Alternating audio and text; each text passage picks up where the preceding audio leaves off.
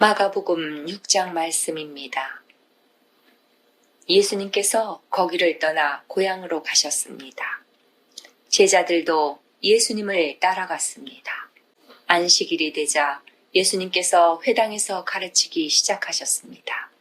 많은 사람들이 예수님의 말씀을 듣고 놀라워하며 말했습니다.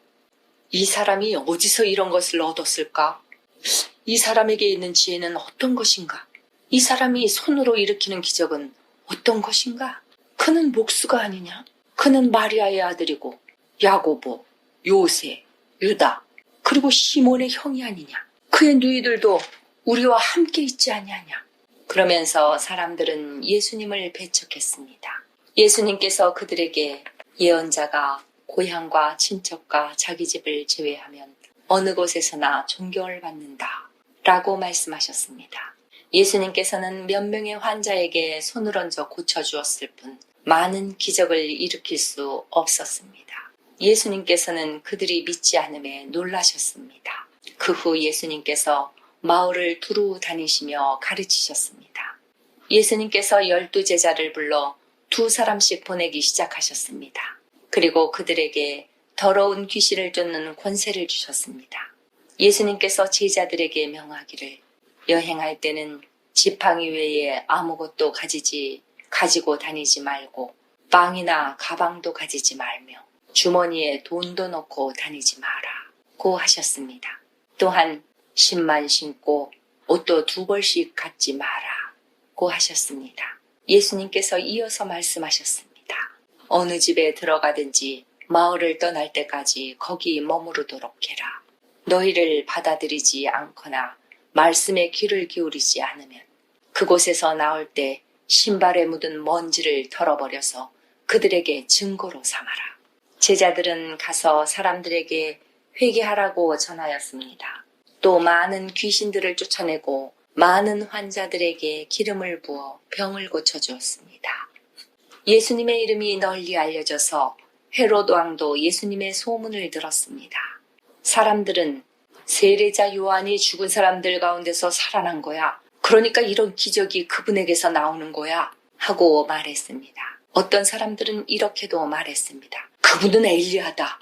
또 다른 사람들은 그분은 옛날에 있었던 예언자와 똑같은 예언자야. 라고 말했습니다. 헤롯이 이런 소리를 듣고 말했습니다.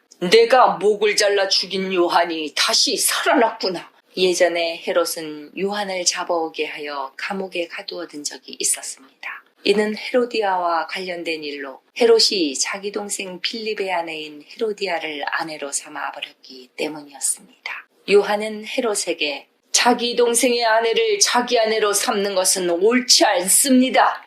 라고 말하곤 하였습니다. 그래서 헤로디아는 요한을 미워하였습니다.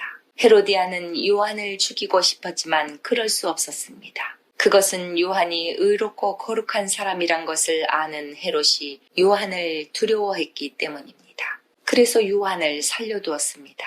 요한의 말이 듣기엔 괴로웠지만 그의 말을 즐겨 들었습니다. 그런데 요한을 죽일 수 있는 좋은 기회가 왔습니다. 자기 생일에 헤롯은 고관들과 천부장들, 갈릴리의 귀빈들을 초청해서 잔치를 베풀었습니다. 헤로디아의 딸이 춤을 춰서 헤롯과 잔치에 참여한 손님들을 즐겁게 해주었습니다.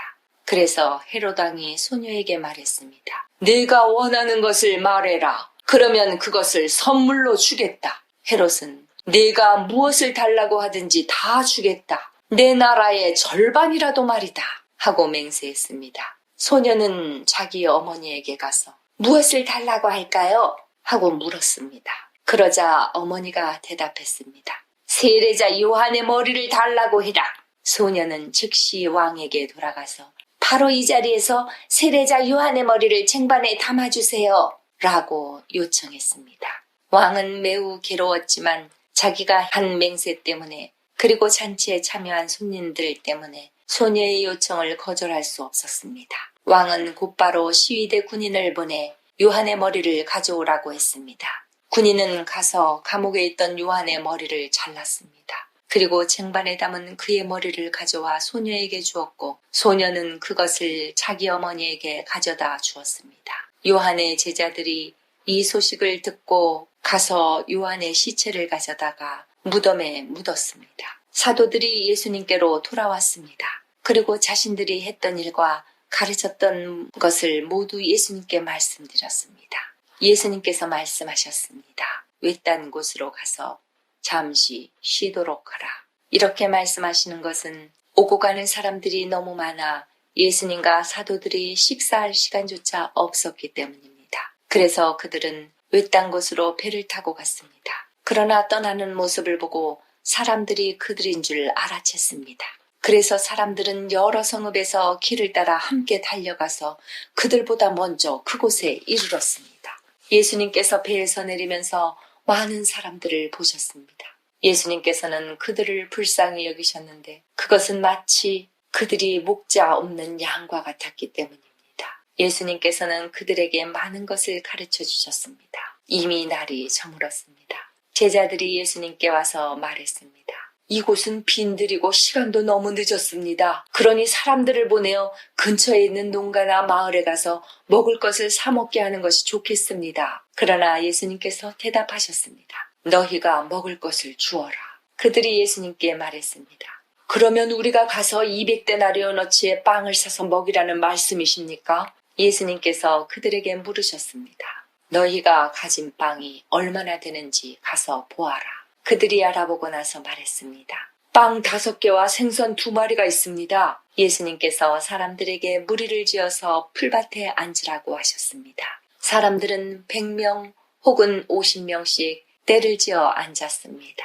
예수님께서 빵 5개와 생선 2마리를 들고 하늘을 우러러보시며 감사기도를 드리셨습니다. 그리고 제자들에게 빵을 떼어서 나누어 주도록 했습니다. 그리고 생선 2마리도 나누어 주셨습니다. 모든 사람들이 배불리 먹었습니다.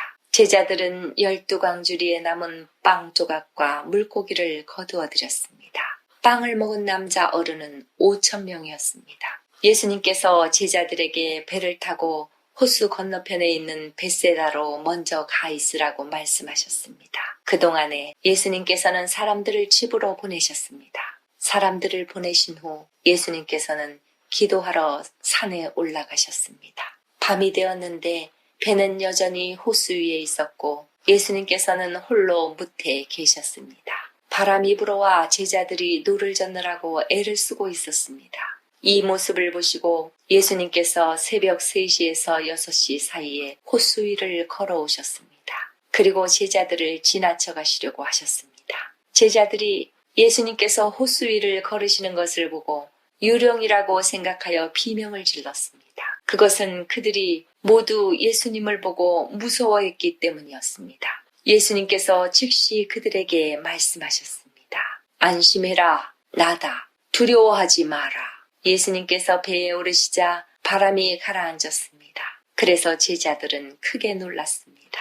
그것은 제자들이 빵의 기적을 보고도 아직 깨닫지 못하고 마음이 굳어져 있었기 때문입니다. 예수님과 제자들이 호수를 건너 게네사렛이란 곳에 도착했습니다. 그리고 거기서 닻을 내렸습니다. 그들이 배에서 내리자 사람들이 예수님을 즉시 알아보았습니다. 사람들은 온 마을을 다니면서 예수님께서 계시는 곳마다 환자들을 침상에 눕혀 데려오기 시작했습니다. 예수님께서 마을이든 읍내든 농촌이든 어디에 가시든지 사람들은 병자들을 시장에 데려다 놓고 예수님의 옷깃이라도 만질 수 있도록 간청했습니다. 예수님을 만진 사람들은 모두 병이 나았습니다. 아멘.